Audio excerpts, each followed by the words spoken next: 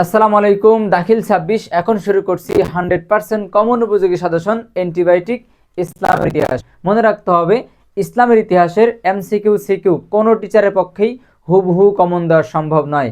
কোনো টিচার বলতে পারবেন না যে এই এমসিকিউগুলো আসবে, এই সিকিউগুলো আসবে, কোনো টিচার সেটা হলফ করে বলতে পারবেন না। যদি কোনো টিচার বলে থাকে অবশ্যই মনে রাখবেন সে আপনাদেরকে ধোঁকা দিচ্ছে, আপনাদেরকে ফাঁদে ফেলার ট্রাই করছে।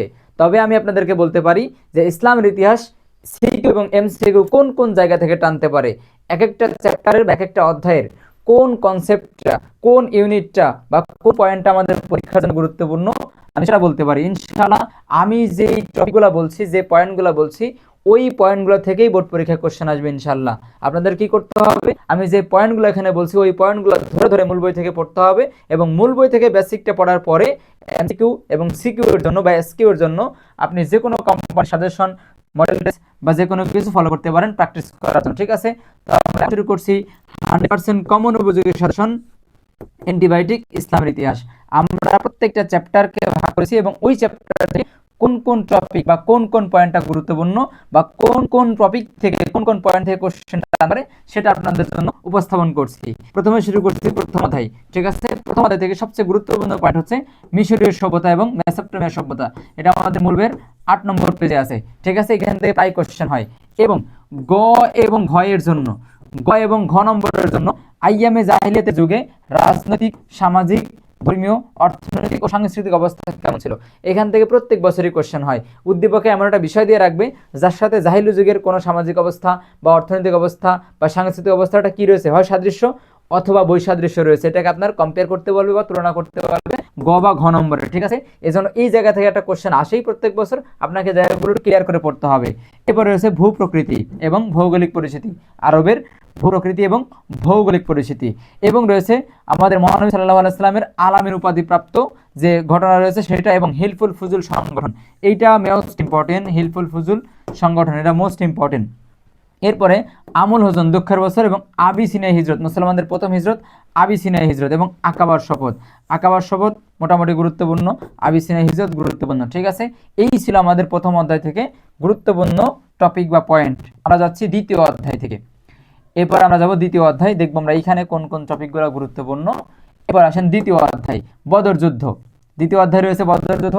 এখানে নাখালা খণ্ড যুদ্ধ একটা আছে, নাখালা খণ্ড যুদ্ধ, এই গুরুত্বপূর্ণ।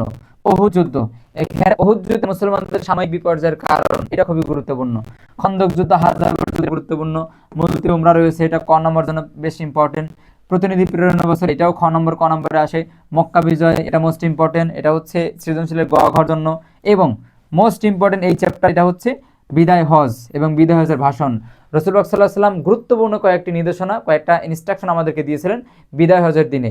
সেই ইনস্ট্রাকশনের এমন কিছু তথ্য উপরে দিয়ে রাখবে যে তথ্যগুলোর সাথে মহানবী সাল্লাল্লাহু আলাইহি ওয়াসাল্লামের বিদায় হজের ভাষণের বা বিদায় হজের শিক্ষার কি রয়েছে, বৈসাদৃশ্য রয়েছে বা সাদৃশ্য রয়েছে, বা সেটার একটা পূর্ণাঙ্গ ফেডআপ রয়েছে বা প্রতিফলন রয়েছে, এগুলোকে আমাদের কম্পেয়ার করে বা গুছিয়ে সাদৃশ্য বৈসাদৃশ্য লিখতে বলতে পারে। এই জন্য বিদায় হজ থেকে অবশ্যই কোশ্চেন আসতে পারে।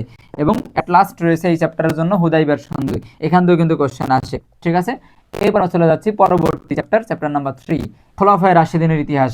অনেকে রয়েছেন যারা এই চ্যাপ্টারকে টাচ করতে চান না, অনেকে এই চ্যাপ্টারের প্রস্তুতিও নেননি, অনেকে এমন রয়েছেন।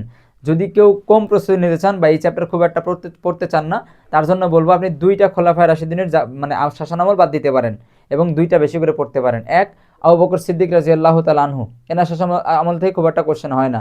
ওমর রাদিয়াল্লাহু তাআলা আনহু, এটাও খুব বিশাল এক অধ্যায়, এখান থেকে পড়ে শেষ করতে পারবেন না, আপাতত স্কিপ করতে পারেন। বেশি করে গুরুত্ব সহকারে পড়বেন ওসমান রাদিয়াল্লাহু তাআলা আনহু এবং আলী রাদিয়াল্লাহু তাআলা আনহু, কারণ এদের সময় ঘটনা প্রবাহ বেশি ঘটছে, বেশি বেশি ঘটনা ঘটছে, পার্সিয়াল ঘটনা বেশি ঘটছে বিধায় এখান থেকে কোশ্চেন বেশি আসে। ঠিক আছে, তবে চাইলে আবু বকর ওমর থেকে আপনারা পড়তে পারেন, পড়বেন। যারা পড়তে চান না, যারা মনে করেন যে 3 নম্বর অধ্যায় এটা খুব কঠিন বা অনেক বড়, তাদের জন্য বলবো কমপক্ষে আপনি ওসমান এবং আলী রাদিয়াল্লাহু তাআলা আনহু এই 2টা শাসনামল আপনাকে অবশ্যই পড়তে হবে। ঠিক আছে, তা আমি ওভারঅল এই চ্যাপ্টারের উপরে কোন কোন খোলাফার বা কোন কোন খলিফার কোন কোন জায়গা গুরুত্বপূর্ণ সেটা বলছি। আবু বকর রাদিয়াল্লাহু তাআলা থেকে যদি কোশ্চেন আসে তাহলে ভণ্ড নবী এবং রিদ্দার যুদ্ধ, রিদ্দার যুদ্ধ মোস্ট ইম্পর্টেন্ট। এবং ইসলামের ত্রাণকর্তা, আবু বকর রাদিয়াল্লাহু তাআলাকে ইসলামের ত্রাণকর্তা বলা হয় কেন, এটা প্রায় কোশ্চেন এসেছে। ঠিক আছে, এটা গুরুত্বপূর্ণ। পাশাপাশি আমরা এগুলো দেখতে পারি সিরিক উপাধি। ঠিক আছে, ওমর রাদিয়াল্লাহু তাআলা সম্পর্কে বলতে অনেক কথা, কারণ তার শাসনে অনেক বেশি অভিযান হয়েছে, তিনি মুসলমান বিশ্বের জন্য ব্যাপক অনেক কিছু করেছেন, অনেক সংস্কার করেছেন, অনেক দেশ দখল করেছেন, তাই না? তার বিষয়গুলো পড়ে শেষ করা আসলে অসম্ভব। তারপরেও গুরুত্বপূর্ণ তথ্য হচ্ছে বাইতুল মাল প্রতিষ্ঠা, ফিহল, ইয়ারমুকের যুদ্ধ, ঠিক আছে, মাজলিসে শুরা, এটা খুবই গুরুত্বপূর্ণ, কুফা বসরা প্রতিষ্ঠা, যশোর এবং সেতুর যুদ্ধ, এটাও গুরুত্বপূর্ণ, ঠিক আছে। এবং মোস্ট ইম্পর্টেন্ট এই চ্যাপ্টার থেকে হযরত ওসমান রাদিয়াল্লাহু তাআলা আনহু এবং হযরতে আলী রাদিয়াল্লাহু তাআলা আনহু, হযরত ওসমান থেকে যুন্নুরাইন উপাধি এবং ওসমান রাদিয়াল্লাহু তাআলা আনহুর বিরুদ্ধে আনিত অভিযোগ, হযরত ওসমান রাদিয়াল্লাহু তাআলা আনহুর বিপক্ষে কিছু কুচক্রী মহল বেশ কিছু গুরুতর অভিযোগ এনেছিল। আপনাকে ওই অভিযোগগুলো খণ্ডাইতে পারতে হবে। মনে করেন উদ্দীপকে এমন কিছু দিয়ে রাখবে যেই মনে করেন যে উদ্দীপকে আব্দুল সাত্তার খান একজন চেয়ারম্যান, ইউপি চেয়ারম্যান বা উপজেলা চেয়ারম্যান, তিনি সরকারের পক্ষ থেকে যা বাজেট পান তিনি সুষ্ঠুভাবে তা বন্টন করেন, সকল প্রকার ভাতা যেগুলো পেয়ে থাকেন তিনি সুষ্ঠুভাবে বন্টন করেন, এবং যত রকম প্রকল্প তিনি পান সবগুলো তিনি সুষ্ঠুভাবে কাজ করেন। কিন্তু এক ধরনের কুচক্রী মহল, উদ্দীপক বলছি, এক ধরনের কুচক্রী মহল তার এই ভালো কাজকে নষ্ট করে দেওয়ার জন্য, মানুষের প্রতি তার ভালোবাসাকে নিঃস্বাত করে দেওয়ার জন্য এক ধরনের কুচক্রী মহল তার বিরুদ্ধে ষড়যন্ত্র শুরু করে এবং তার বিরুদ্ধে কিছু ভিত্তিহীন অমূলক অভিযোগ নিয়ে আসে, যেমন স্বজনপ্রীতি বা তিনি রাস্তাঘাট কালভার্টে টাকা মেরে খান ইত্যাদি ইত্যাদি ইত্যাদি তার বিরুদ্ধে অভিযোগ আনা হয়। এবার আপনাকে গ নাম্বার বা ঘ নাম্বারে যে বলবে যে উদ্দীপকের আব্দুল সাত্তার খান চেয়ারম্যানের উপরে আনিত অভিযোগগুলোর সাথে তোমার পাঠ্য বইয়ের কার অভিযোগের মিল রয়েছে, এরকম, ঠিক আছে। এই জন্য অভিযোগগুলো আপনাকে খুব ভালো করে বুঝতে হবে এবং অভিযোগের পরিপ্রেক্ষিতে আপনাকে দলিল দিয়ে অভিযোগগুলো খণ্ডন করতে হবে। এটা আপনাদের বইতে রয়েছে সরাসরি এবং খুব সুন্দর করে বইতে আলোচনা করা আছে, আপনারা এখান থেকে পড়বেন। অ্যাট লাস্ট হযরত আলী রাদিয়াল্লাহু তাআলা আনহু থেকে অনেক কিছু পড়ার আছে, কিন্তু বেশ গুরুত্বপূর্ণ উষ্ঠের যুদ্ধ এবং দমাতুল জান্দাল, এটা খুব কঠিন মনে হয় অনেকের কাছে। আমার পেজ বেসে আমি একটা চিত্র আকারে পড়াই দিয়েছি, আলহামদুলিল্লাহ তাদের কোনো সমস্যা হবে না। খারিজি সম্প্রদায়ের উৎপত্তি এবং শিয়া সম্প্রদায়ের উৎপত্তি, এই ছিল আমাদের 3 নম্বর অধ্যায় খোলাফায়ে রাশিদিন। আমরা চলে যাব সর্বশেষ অধ্যায়, চতুর্থ অধ্যায়।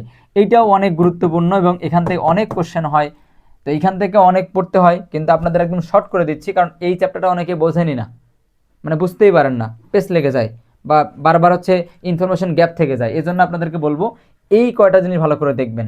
এক হচ্ছে সিন্ধু সভ্যতা, মুসলমানদের সিন্ধু মুলতান অভিযান, এটার কারণ কি, এটার প্রত্যক্ষ কারণ কি, পরোক্ষ কারণ কি, এর বেনিফিশিয়াল কি, এই যে এক কথায় এখান থেকে কোশ্চেন আসেই। মুসলমানদের সিন্ধু এবং মুলতান অভিযান, এখান থেকে কোশ্চেন প্রত্যেক বছর আসে ভাই, আপনাকে ভালো করে পড়তে হবে, ঠিক আছে প্রিয় বোন। এবার আসেন পরবর্তী, সুলতান মাহমুদ, এখান থেকে তার বংশ, তার জন্ম, তার মৃত্যু, তিনি কতবার আক্রমণ করেছেন, 17 বার, এবং আক্রমণের পিছনে তার কী উদ্দেশ্য ছিল, ধর্মীয় উদ্দেশ্য কী, রাজনৈতিক উদ্দেশ্য কী, অর্থনৈতিক উদ্দেশ্য কী, ইত্যাদি ইত্যাদি, এবং মোহাম্মদ ঘুরি এবং কুতুবউদ্দিন আইবক, ঠিক আছে। এই ছিল আমাদের ইসলামের ইতিহাসের প্রত্যেক চ্যাপ্টার ভিত্তিক, টপিক ভিত্তিক সাজেশন। কোনো টিচার যদি আপনাকে সিকিউ এসকিউ দিয়ে দেয়, মনে করবেন তার মধ্যে ফ্রড একটা ক্যারেক্টারিস্টিক্স তার মধ্যে আছে।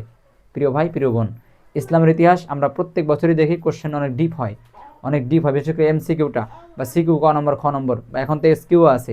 আপনি যদি ডিটেলস আনসার করতে চান সুন্দর করে এবং ইসলামের দেশে A+ পেতে চান, আপনাকে ধরে ধরে পড়তে হবে, আর সেই কাজটা আপনাকে বোর্ড বই থেকে করতে হবে। এটা উচিত ছিল একদম প্রথম থেকে শুরু করা, এখন তো কাল পরশু পরীক্ষা, এখন এটা সম্ভব না। উচিত ছিল ক্লাসের প্রথম দিন থেকে শুরু করে, বা এসএসসি লেভেল আপনি যখন মানে শুরু করেছেন, প্রস্তুতি নেওয়া শুরু করেছেন, সেদিন থেকে আপনাকে ধরে ধরে অল্প অল্প করে পড়া দরকার ছিল। হয়তো কেউ করেছেন, হয়তো কেউ করেননি, উভয়ের জন্য কথা হচ্ছে এই টপিকগুলো আপনাকে দেখতে হবে।